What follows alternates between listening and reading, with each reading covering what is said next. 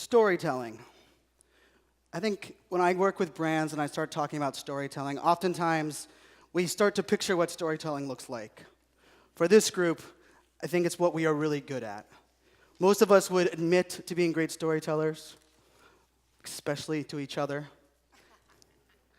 And ultimately, what we've mastered is the art of conveying our passion, sharing who we are, discussing and ultimately allowing people to come with us on a journey. As J.K. Rowling said, there's always room for a story that can transport people to another place. Now, as we've listened to the future of storytelling or the future of speaking, oftentimes we picture virtual reality, augmented reality, a new world, this digital world that is disrupting every single industry we could ever imagine.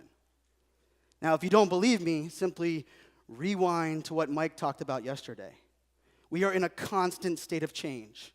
The rate of change today is something that we've never seen before. And ultimately, we have to start thinking about, rather than how our stories can transport people to another place, how do we connect our stories with people that are not in the place that we are currently at? It might be through virtual reality. It might be the idea where we're able to bring someone inside. The idea that I'm working with a brand right now that is trying to erase childhood trafficking. And one of the things that's most exciting or most interesting about this is you can actually bring someone on the journey and feel what it means to be in a crate or travel the journey where children are getting smuggled in and out of the country. This is empathy at a whole different level. This is storytelling, taking things from a whole different world far beyond where they are today. Or augmented reality, such as Pokemon Go, or some of the things that are out there today, when it comes to overlaying digital components on our audience. Tomorrow you're going to hear Chris Penn talk here on this stage, and he is one of the smartest guys I've ever met in the world, might be the smartest guy in the world, and he does some amazing things, and right now he posted recently in this group about this idea of tracking sentiment and emotion while you're on stage.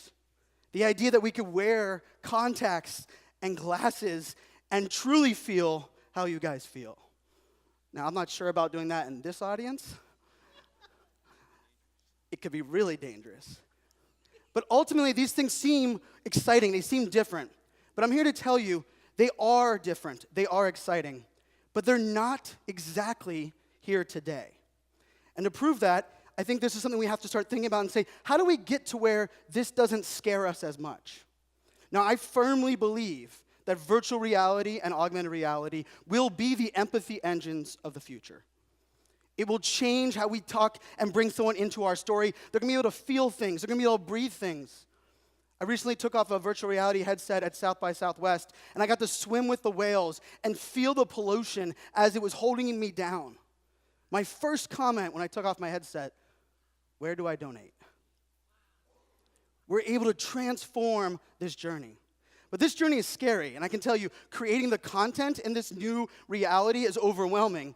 And the question I always get is, do people want this? Is this what those millennials want? Now, I'm a pager-wearing millennial. No, it does not work.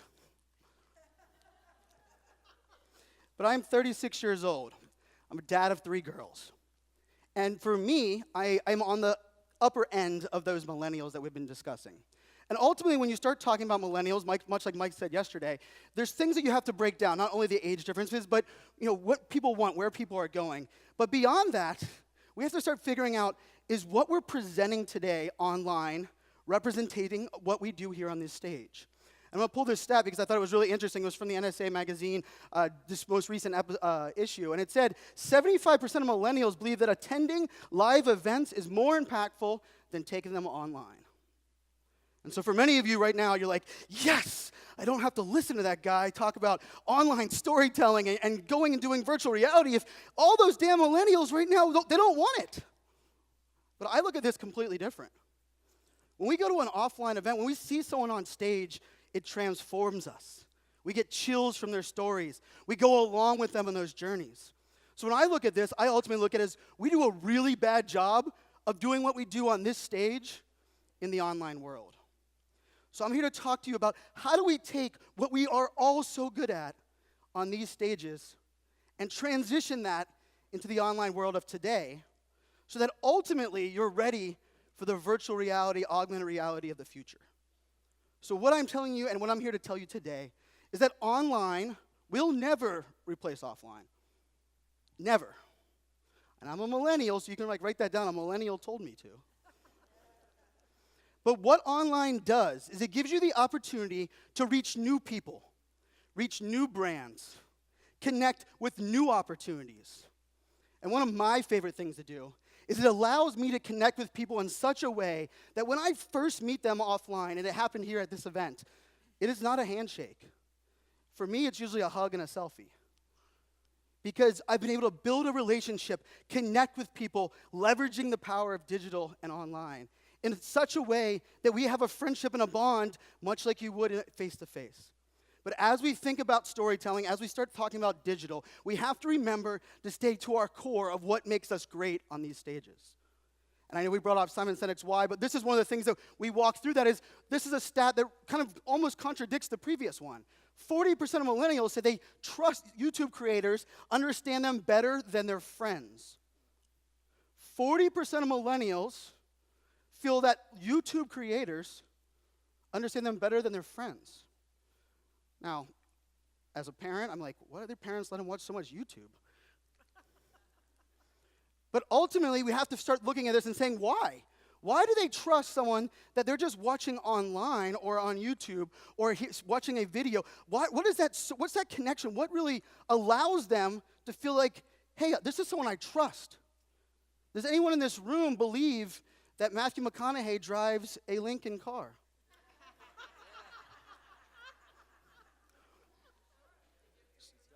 So would you test drive a car based on Matthew McConaughey advice? Or would you go to a YouTube creator that's test-driven 200 cars that looks like you, that has the same pain points as you, that understands that Cheerios will get crumbled in the back seat, that understands that you need a remote to unlock your door?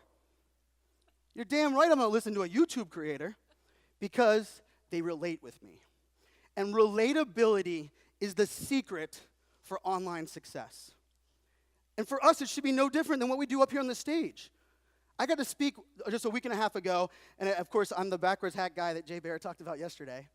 And a couple weeks ago, I got to speak in a 3-day period at the Training, Learning, Development Conference, the Paintball Distributor Event Conference, and the U.S. Sailing Leadership Forum. That's a pretty interesting, diverse crowd, right? And for me, I was the outside guy. I don't sail. I played paintball when I was in high school. And training and learning development outside of my purview.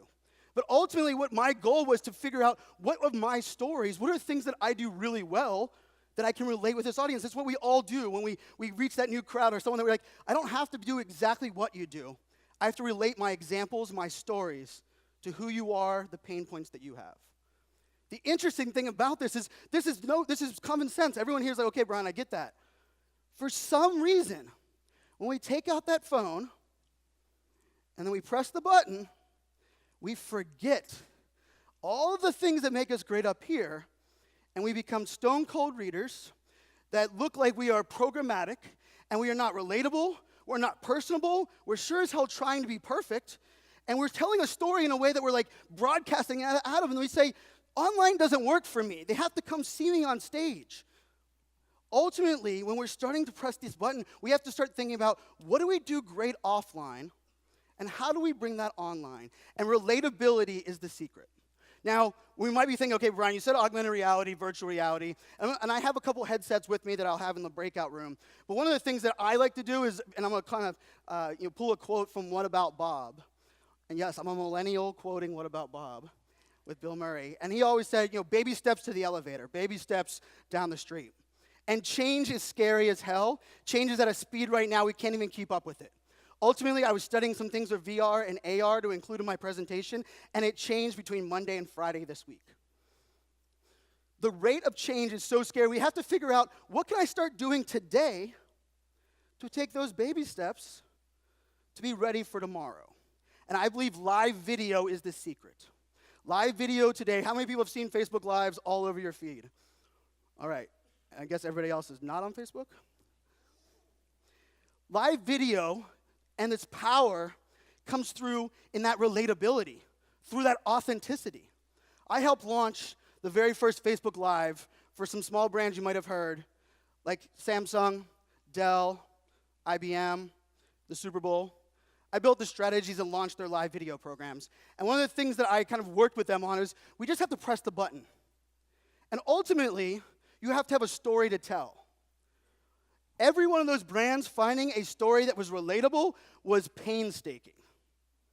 But everyone in this audience, we have the stories. We have the passion. We have the conviction. We don't get on this stage if we didn't have it. So we get to jumpstart this. But the problem with live video, and it's the reason live video is powerful, is that anyone can go live, which makes it really powerful. The reason most live videos suck is because anyone can go live. Ultimately, we have to figure out what works, where live video fits, and how it gets us down that path. And for me, the most powerful phrase that you can simply say on live video is this. When someone asks you a question, simply, if you don't know the answer, simply say, I do not know. Now, for speakers, we're not used to admitting we don't know anything. We like to convey that we are thought leaders. We know the data. We are here. But in live video, saying I don't know adds validity to what you do know. Now, you might be saying, okay, Brian, that's fine. But I'm curious, in this room, how many people know of a brand that is perfect? Okay, let's put the brand aside. How many people know of a fellow speaker that is perfect? Sometimes I get Mother Teresa thrown out there, but I don't think she would count either. We don't believe any brand, any human is perfect. Yet for some reason, when we pull out that phone, we want perfect lighting. We want the perfect story. And I can probably guess for many of you, you've thought about using video. You've thought about this, taking this out and doing it. But then you let things like, well, maybe my makeup's not perfect today. Or, you know what, I have a conference call in an hour and a half. And if I got really rolling and I was doing this like amazing video, it would go too long. I'd miss my conference call. So I'll just do video another day. Ultimately, what we have to get over is this need for perfection, but also this need and understanding of the power of something like live video. And this is a great, perfect example because the reason online is amazing is because you have the ability to connect with the world. I believe I'm raising my daughters today in the greatest time in history. I grew up in Pittsburgh, Pennsylvania, hence the terrible towel in Baltimore. There you go. And growing up in Pittsburgh, the only thing we were really exposed to growing up was Pittsburgh and then a vacation to Ocean City, Maryland. And our exposure to the world was Pittsburgh, a bunch of Yinzers, and Ocean City, Maryland. Today, my daughter can Skype with one of my partners that's in Australia as she explains what Vegemite is. The ability to be not limited by where we live, who we are, what we know, and even our resume or background, and connect with people that think like us, that look like us, that want to hear our message is amazing. And that power is resonating in the example that we're getting 6 times more engagement on a live video than a regular video. And remember, when I'm talking about video, video as a whole is powerful. Live video adds a component of relatability.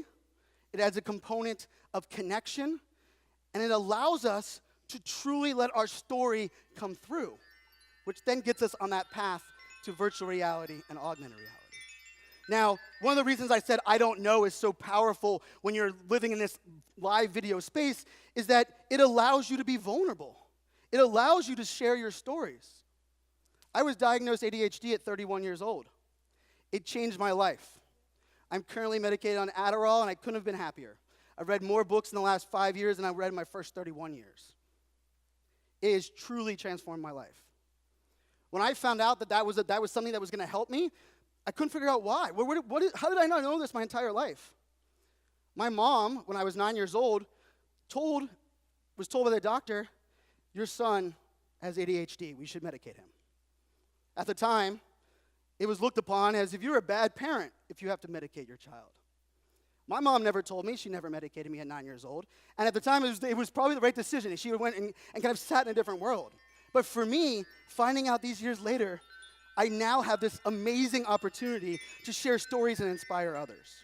So as we're looking at this new world that is out there for us to live, I want you to walk through these three things. And this is what I'm going to help you do in the workshop. I'm going to help you to answer these three questions. How do I convey my why in the digital world? How do I stand out from the noise? Probably one of the harder decisions that we have to do. And then ultimately, where do I start? And I only have 2 rules. It's the same 2 rules I have for every client, for everyone I work with when I'm building out strategies. And these are the 2 rules. Come to my section if you are okay with admitting that perfection is a fairy tale and control is an illusion. I truly do believe if you are able to change your mindset, you're able to embrace the unknown, take a journey with me and share your story because your story is powerful, that I'm going to inspire you to press the damn button. And ultimately, that is where we start connecting our online worlds and our offline, and together, we change the world. My name is Brian Fanzo. Thank you.